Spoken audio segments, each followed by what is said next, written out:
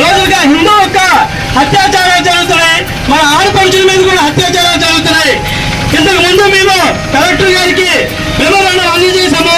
అదేవిధంగా ఈసారి కూడా కలెక్టర్ గారికి రాష్ట్రపతికి అందజేయడం కోసము ఈ రోజే బయలుదేరాము ర్యాలీగా.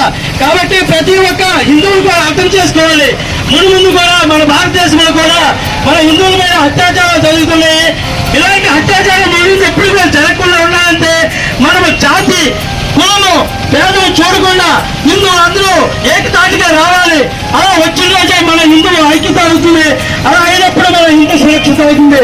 కాబట్టి మన హిందువులందరూ ఒకటిగా కావాలని నేను అందరికీ కోరుకుంటున్నాను. జై శ్రీరామ్, జై జై శ్రీరామ్.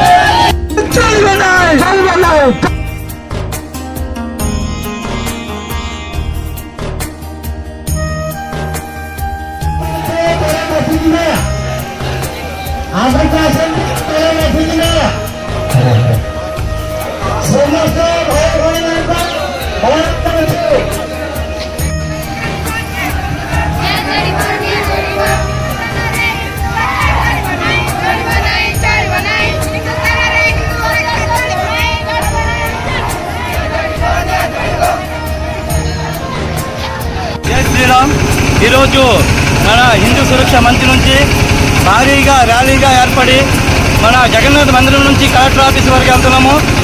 ఏదైతే బంగ్లాదేశ్లో హిందువులపైన అత్యాచారాలు జరుగుతున్నాయో దాన్ని ఇప్పుడు కూడా బంద్ చేయడం జరగలేదు.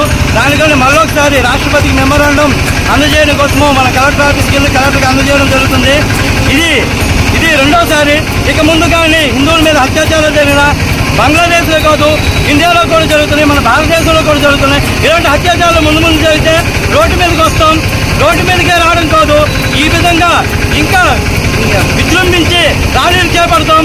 మరియు రోడ్డు మీద కూడా మేము బైఠాయిస్తాము.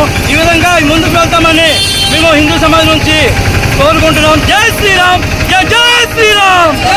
భారత్ మాతా కీ.